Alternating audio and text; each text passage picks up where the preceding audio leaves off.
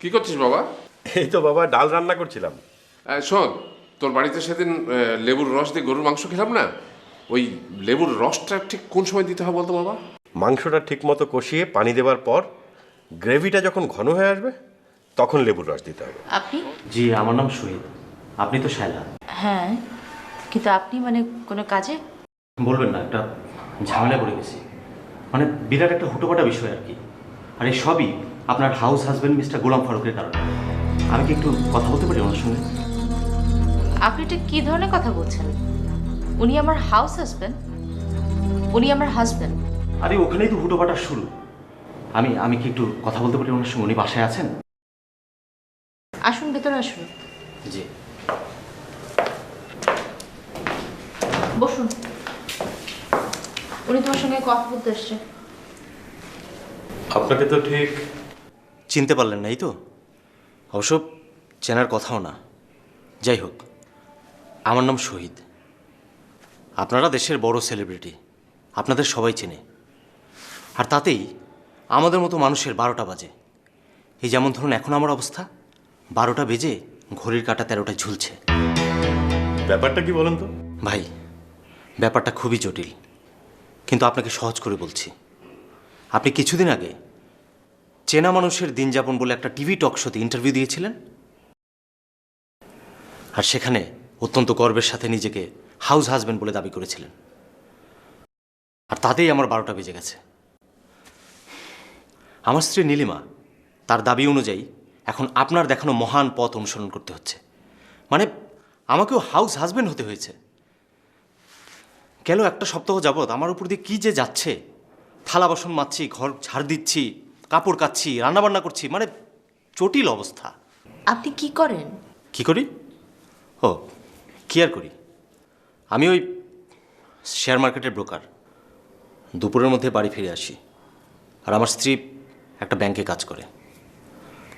জানেন, এতদিন পর্যন্ত আমার নীলিমাই বাড়ির সব কাজকর্ম করতো, আর এখন আপনার ওই ইন্টারভিউটার পরে আমার জীবনের সব শান্তি নষ্ট হয়ে গেছে ভাই। মানে কি যে একটা হুটোপাটা অবস্থা। এতে শান্তি নষ্ট হবে কেন? আপনি আপনার স্ত্রীকে তার কাজে শেয়ার করছেন, এতে তো সংসারে শান্তি আরো বাড়বে। ভাই প্লিজ ফারুক ভাই, এভাবে বলবেন না। আমার এখন মহা বিপদ। আপনি আমাকে বাঁচান ভাই, এই মেয়েলি কাজের হাত থেকে আমাকে বাঁচান ভাই, রক্ষা করেন। পৃথিবীতে মেলি কাজ বলে কিছু নেই, সবই কাজ, সেটা যে কেউ করতে পারে। ভাই আমার এই জ্ঞানের কথা শোনার সময় নাই ভাই। আমার স্ত্রীর সঙ্গে আমার মহা হাঙ্গামা চলছে। আপনাকে আমি একটা ছোট্ট অনুরোধ করতে এসেছি, আপনি চাইলেই এটা করতে পারবেন। আপনি সামনের বার ওই একই টক শোতে আবার ইন্টারভিউ দিয়ে বলবেন যে ওইসব হাউস হাজব্যান্ড ফাউস হাজব্যান্ড বলে কোনো কথা নেই। আপনি স্রেফ দর্শকদের আনন্দ দেওয়ার জন্য ঠাট্টা করে বলেছিলেন। ঠাট্টা করে বলেছিলাম? আমি বাড়িতে এসব কাজ করি বলেই বলেছিলাম।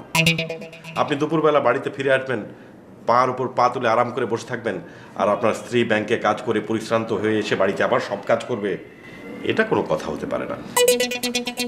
মিস্টার শহীদ, আপনার চা খাওয়ার অভ্যাস থাকলে 1 কাপ করে দিতে পারি, নইলে আপনি আসতে পারেন।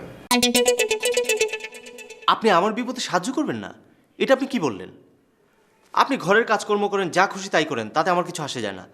কিন্তু আমাদের মতো মানুষকে আপনি বিপদে ফেলার অধিকার রাখেন না, বলেন? আছে আপনার সেই অধিকার? অবশ্যই আছে, কারণ তিনি একজন নাট্যকার, আর নাট্যকাররাই পারেন মানুষের করণীয় কি তা নাটকে তুলে ধরতে। বাহ, ভালোই বললেন। আপনার হাউস হাজবেন্ড আপনাকে রান্না করে খাওয়ায় না? আপনি তো বলবেনই। আপনি এখন আসতে পারেন মিস্টার শহীদ। জি। আসুন।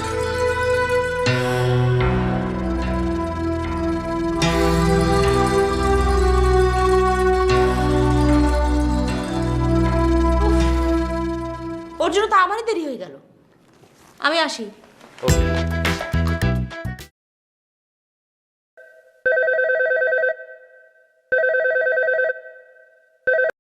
হ্যালো।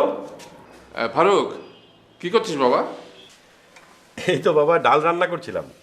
শোন, তোর বাড়িতে সেদিন লেবুর রস দিয়ে গরুর মাংস খেলাম না, ওই লেবুর রসটা ঠিক কোন সময় দিতে হবে বলতো বাবা?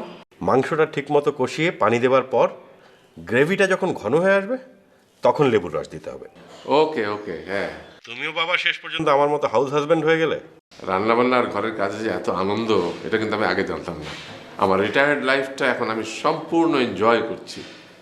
শোন, তোর মাকে 7 দিনের জন্য তার বান্ধবীর বাড়িতে পাঠিয়ে দিয়েছি।